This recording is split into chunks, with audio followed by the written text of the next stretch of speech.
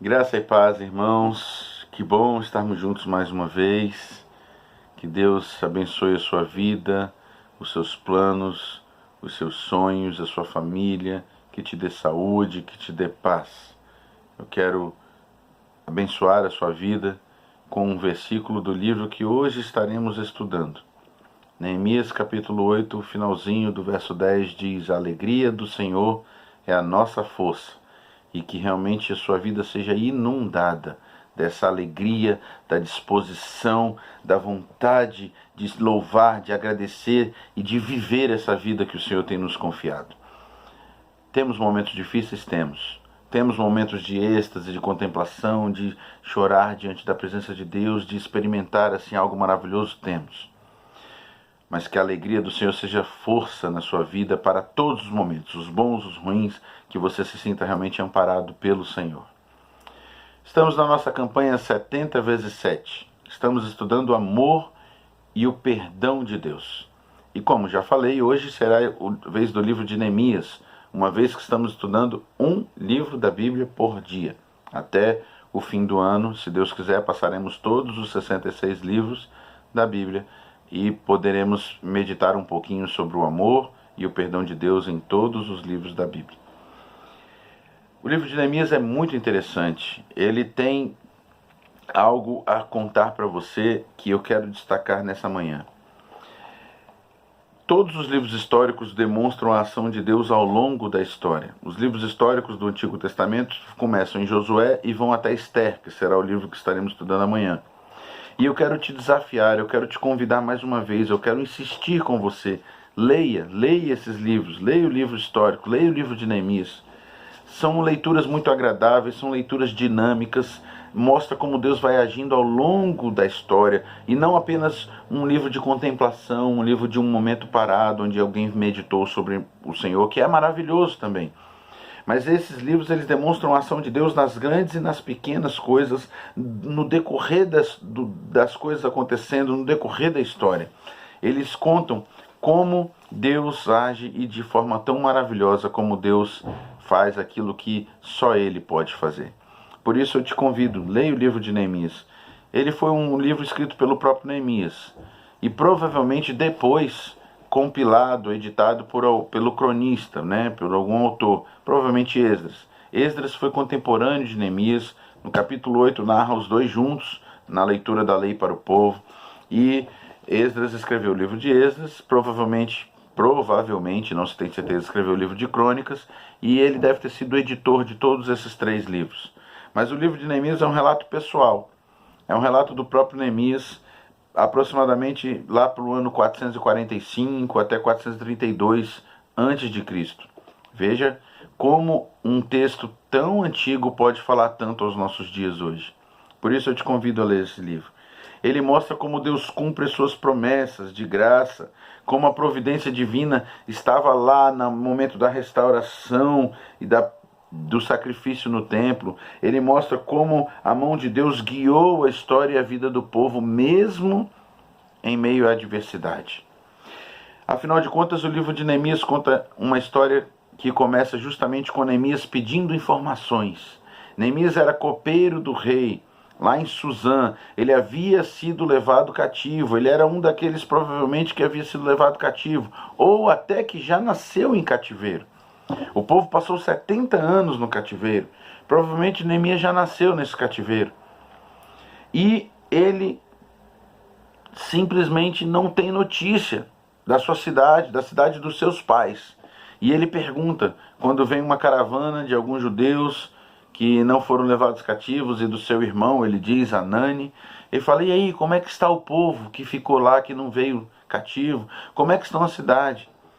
E a resposta que ele recebe é: aqueles que não foram levados para o exílio se acham em grande miséria e desprezo, e os muros de Jerusalém estão derrubados e as suas portas queimadas.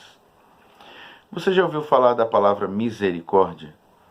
Misericórdia é uma palavra que tem a ver com miséria, mas também com cardia, ou seja, coração. Misericórdia é eu sentir no meu coração a miséria que pertence ao outro. Misericórdia é como eu sentir, eu sofrer como se fosse meu o sofrimento que o outro está passando. Isso é misericórdia.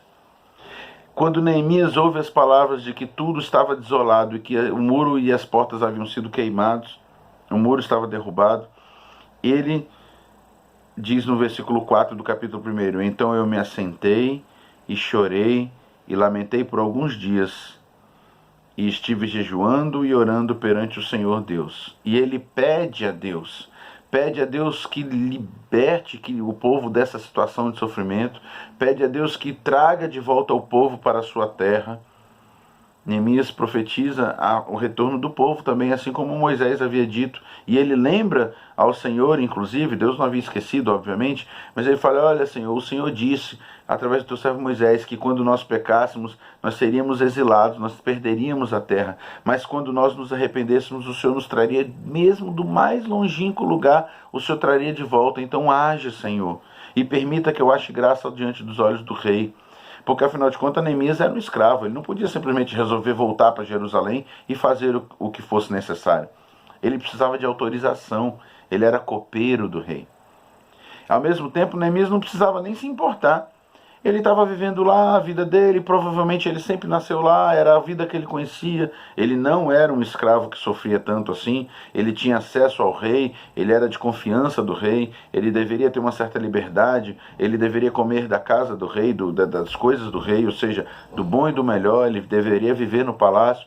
Então, ele não estava sofrendo tanto assim. Se Neemias fosse como muitos de nós, infelizmente, de olhar apenas para nosso sofrimento, apenas para o nosso umbigo, apenas para aquilo que nós estamos sofrendo, ele fala: que pena, Senhor, manda alguém lá para Jerusalém. Eu já tenho tanta coisa aqui, Senhor, eu sou escravo, eu tenho que cuidar do rei, eu tenho que provar a bebida do rei, se estiver envenenado eu vou morrer, porque era para isso que o copeiro servia. Ele tinha que provar as coisas do rei antes do rei. Pode parecer algo bom, mas se alguém estivesse querendo matar o rei, ele morria primeiro. E aí o rei ia saber que estava envenenado. Então ele poderia falar: eu tenho muita coisa para cuidar aqui.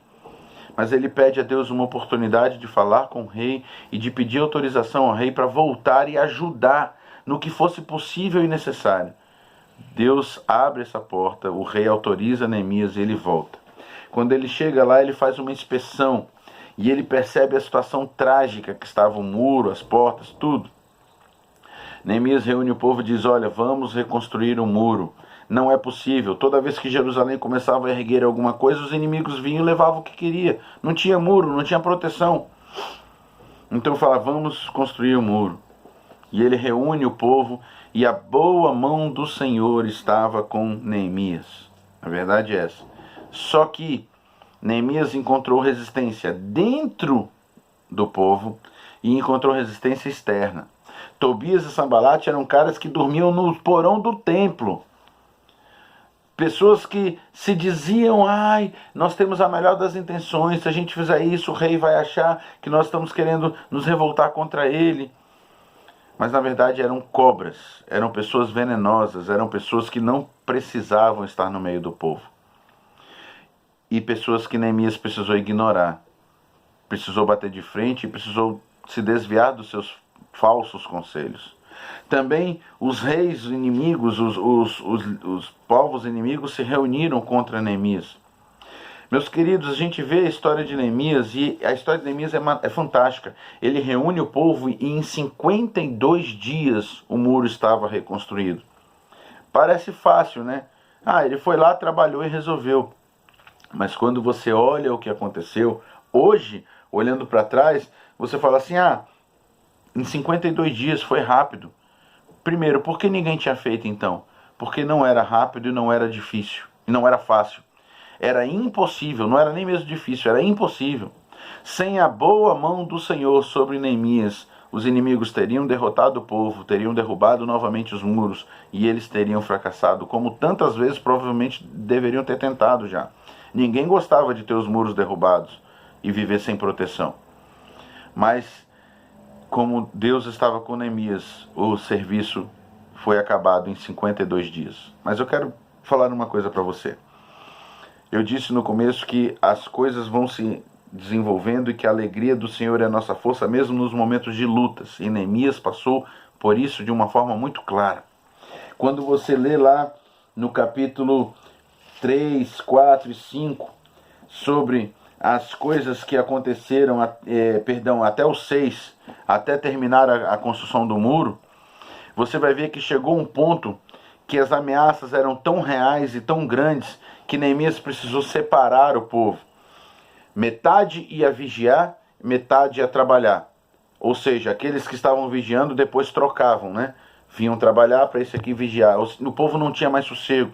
Ele vai dizer que chegou um momento em que aqueles que carregavam com uma mão, trabalhavam com uma mão e seguravam a espada na outra.